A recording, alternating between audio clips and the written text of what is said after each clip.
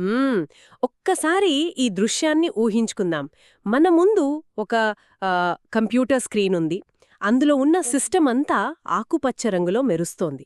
అంటే అన్నీ సవ్యంగా ఉన్నాయనే అర్థం కదా. అవును, చూడ్డానికి అన్ని పర్ఫెక్ట్గా కనిపిస్తాయి.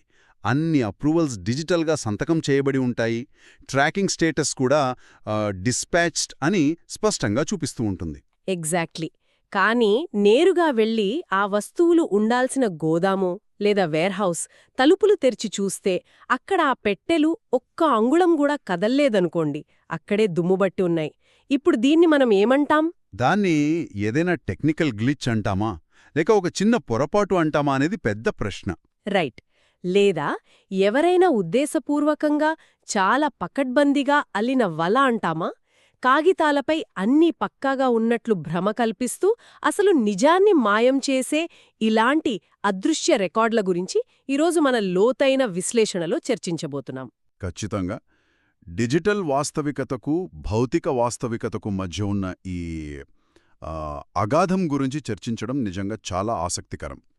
ఈరోజు మనం the integrity of invisible records అనే సోర్స్ ఆధారంగా ఒక లాజిస్టిక్స్ విభాగంలో పనిచేసే అన్విక అనే ఉద్యోగిని కథను లోతుగా పరిశీలించబోతున్నాం. ఈ కథ వింటుంటే బయట కనిపించే ఒక చిన్న సాంకేతిక సమస్య వెనుక ఎంత లోతైన సంస్థాగత మోసం దాగి ఉండొచ్చో మనకు కళ్లకు కట్టినట్లు కనిపిస్తోంది కదా. 100%. ఇది కేవలం బాక్సులు, సిస్టమ్ ఎర్రర్స్ గురించి మాత్రమే కాదు, నిజాన్ని దాచడానికి మనుషులు ఎంతవరకైనా వెళ్తారు అనే ఒక మానసిక సంఘర్షణ గురించి ఇది చెప్తోంది. అయితే ఈ కథ ఎక్కడ మొదలవుతుందంటే ఒక సాధారణ రోజున సిస్టంలో షిప్మెంట్ లొకేషన్ మిస్ మ్యాచ్, అంటే షిప్మెంట్ స్థానం సరిపోలడం లేదు అనే ఒక చిన్న ఎర్రర్ నోటిఫికేషన్ వస్తుంది. అవును, ఒక చిన్న అనుమానంతో మొదలవుతుంది. ఇక్కడే నాకు చిన్న సందేహం కలుగుతోంది. రోజూ వేల సంఖ్యలో వస్తువులు అటూ ఇటూ కదులుతున్నప్పుడు ఏదో ఒక ట్రాకింగ్ అప్డేట్ అవ్వకపోవడం అనేది చాలా రొటీన్ విషయం కదా. ఖచ్చితంగా చాలా రొటీన్ విషయమే.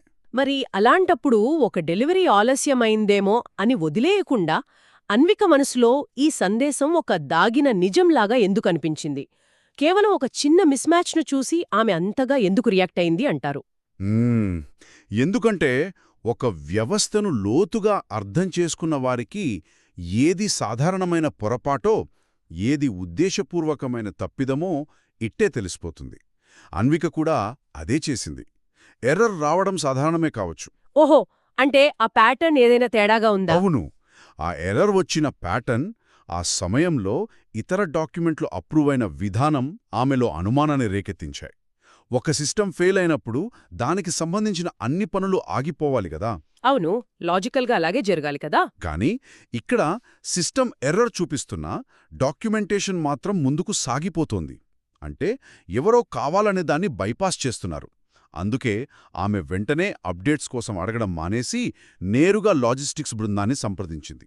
ఆహా, సో నేరుగా డిమాండ్ చేసిందన్నమాట. ఏమని? నాకు సారాంశాలు లేదా అప్డేట్స్ వద్దు, నేరుగా డిస్పాచ్ లాగ్స్ పంపండి, పూర్తి ముడి డేటా కావాలి అని చాలా స్ట్రాంగ్గా డిమాండ్ చేసింది. కానీ ఇక్కడొక విషయం ఆలోచించండి. ఒక చిన్న ఎర్రర్కి నేరుగా ముడి డేటా అడగడం ఉంటే కొంచెం ఓవర్ యాక్షన్ అనిపించదా? లాజిస్టిక్స్ వాళ్లు ఆమెనొక మైక్రో మేనేజర్ అనుకునే అవకాశం ఉంది కదా. బయట నుంచి చూస్తే అలానే అనిపించొచ్చు. అసలు రా డేటా అడగగానే వాళ్ళెందుకు కంగారుపడ్డారు? వాళ్లు వెంటనే సమాధానం చెప్పకుండా మేడం చెక్ చేసి చెప్తాం అని ఒక చిన్న పాజ్ ఇచ్చాడు. ఆ ఒక్క క్షణం మౌనం వెనుక ఉన్న అర్థమేంటి? ఎందుకంటే సారాంశాలనేవి ఎప్పుడొక ఫిల్టర్ ద్వారా వస్తాయి. ఆ ఫిల్టర్ చేసే వ్యక్తి తనకు అనుకూలమైన విధంగా వాస్తవాన్ని మార్చేయగలడు. కానీ ముడి డేటా అబద్ధం చెప్పదు కదా. అవును, డేటా ఎప్పుడూ ఉన్నదున్నట్లు చూపిస్తుంది. ఎగ్జాక్ట్లీ.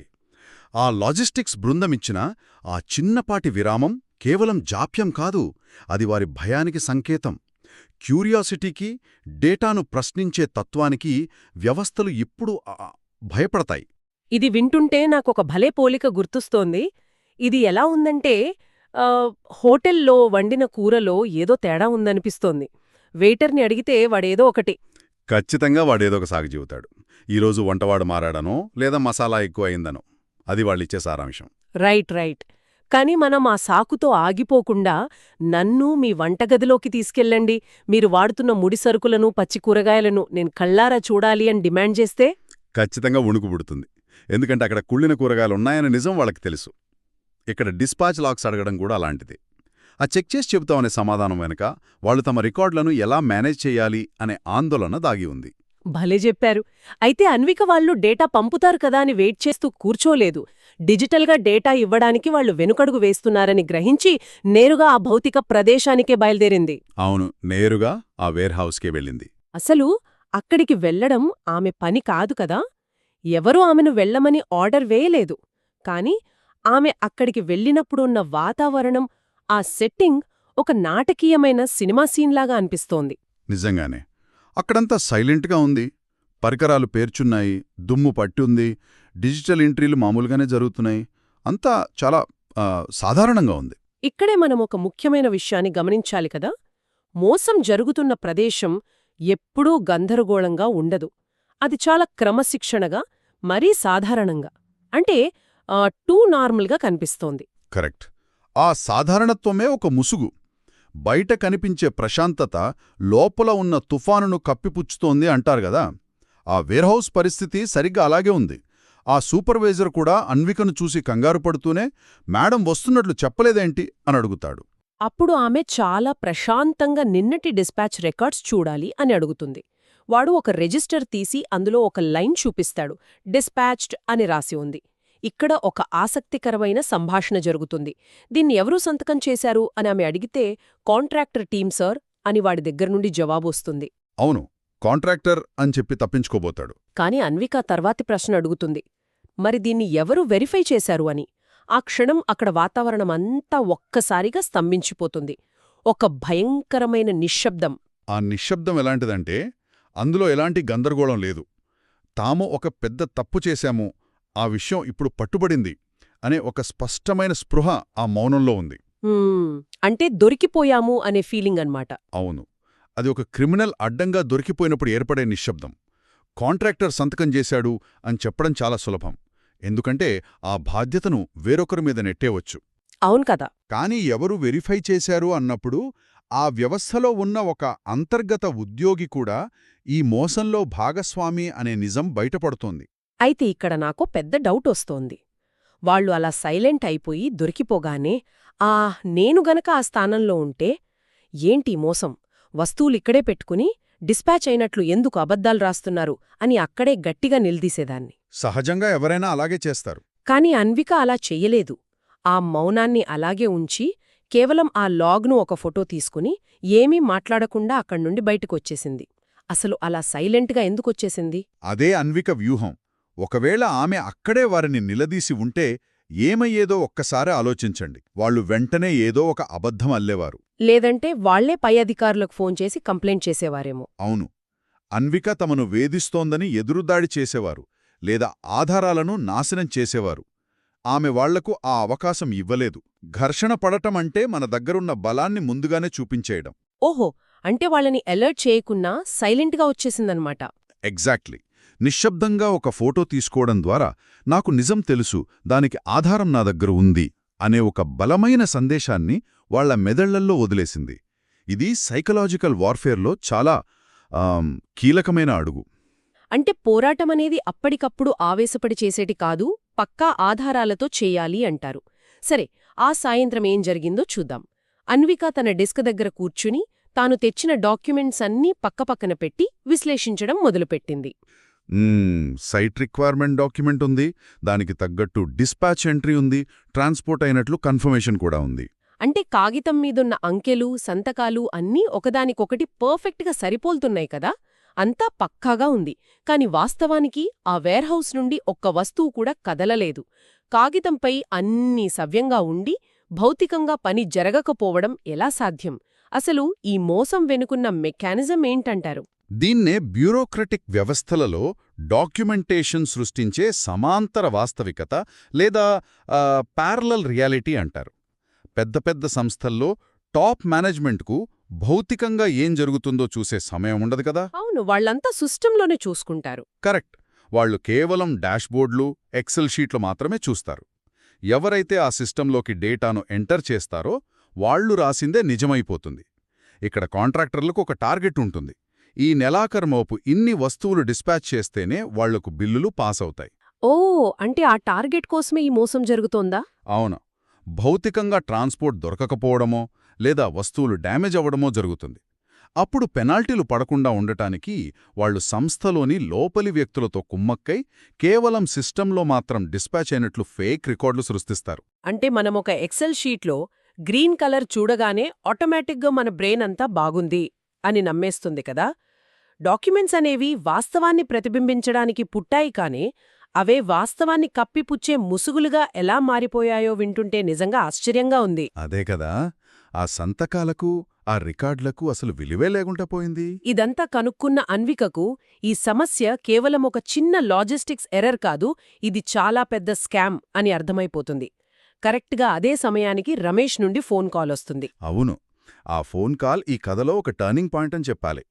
రమేష్ అనే వ్యక్తి ఆ సిస్టంలో ఉన్న ఒక సీనియర్ అయి ఉండొచ్చు. అతను ఫోన్ చేసి చాలా క్యాజువల్గా, ఏంటి అన్విక, ఏమైనా దొరికిందా అని అడుగుతాడు. అన్విక ఏమాత్రం తడుముకోకుండా చాలా స్థిరంగా, ఇది ఆలస్యం కాదు, ఇది ఉద్దేశపూర్వకంగా చేసిన తారుమారు అని చెబుతోంది. ఆమె అలా చెప్పగానే ఆ ఫోన్లో అవతలివైపు ఉన్న రమేష్ గొంతు ఒక్కసారిగా మారిపోతుంది. స్వరం తగ్గించి ఒక కఠినమైన హెచ్చరిక జారీ చేస్తాడు. లోతుగా వెళ్ళొద్దు అన్విక, కొన్ని విషయాలు వేరే స్థాయిలో పరిష్కరించబడతాయి అంటాడు. నిజంగా ఈ మాట వినగానే ఒక రకమైన వణుకు పుడుతుంది కదా. అంటే నిజం కనుక్కున్నావు, సరే ఇక్కడతో ఆపేయ్ అని ఎంత స్పష్టంగా బెదిరిస్తున్నాడో మనకు అర్థమవుతోంది. అవును, అసలు ఎందుకలా బెదిరిస్తున్నాడు? ఈ రమేష్ ఉద్దేశమేంటి? రమేష్ లాంటి వాళ్లు ప్రతి ఆర్గనైజేషన్లో ఉంటారు. వాళ్ల పనేంటంటే వ్యవస్థలో ఉన్న లొసుగులు బయటపడకుండా కాపాడటం. వేరే స్థాయిలో పరిష్కరించబడతాయి అంటే అర్థమేంటి? ఈ మోసం గురించి పైవాళ్లకు కూడా తెలుసు, వాళ్లు దాన్ని తమకు అనుకూలంగా వాడుకుంటున్నారు. నువ్వు మధ్యలో దూరి ఆ సిస్టమ్ను పాడు చేయొద్దు అని చెప్పకనే చెప్తున్నాడు. అబ్బా, అంటే పై స్థాయి వాళ్లు కూడా ఇందులో ఇన్వాల్వ్ అయ్యారన్నమాట. ఖచ్చితంగా. అన్నింటినీ ప్రశ్నించకూడదు, కొన్ని నిజాలను బయటకు తీయడం ప్రాణాలకు లేదా కనీసం కెరీర్కి సురక్షితం కాదు అని అన్వికకు అర్థమయ్యేలా చేస్తున్నాడు. ఆ నిజాన్ని వదిలేస్తే ప్రాజెక్ట్ సాఫీగా నడుస్తుంది, ఆమె ఉద్యోగానికి డోకా ఉండదు. కాని వ్యవస్థలో ఉన్న చీడ అలాగే ఉండిపోతుంది. దీన్ని మనం ఒక ఉదాహరణతో చూద్దాం. మనకు బాగా ఇష్టమైన ఒక స్వెటర్ ఉంది అనుకుందాం. దానికి ఒక చిన్న దారం పోగు బయటకొచ్చి కనిపిస్తుంటుంది కదా. మనం ఆ దారాన్ని లాగితే ఏమవుతుంది? అది కేవలం ఆ ఒక్క దారంతో ఆగిపోదు కదా. మనం లాగే కొద్దీ ఆ స్వెటర్ మొత్తం అల్లిక విడిపోతూ వస్తుంది, చివరికి ఆ స్వెటర్ అనేది లేకుండా పోతుంది. ఎగ్జాక్ట్లీ. ఇక్కడ అన్విక పట్టుకున్నది కూడా ఆ చిన్న దారం పోగునే.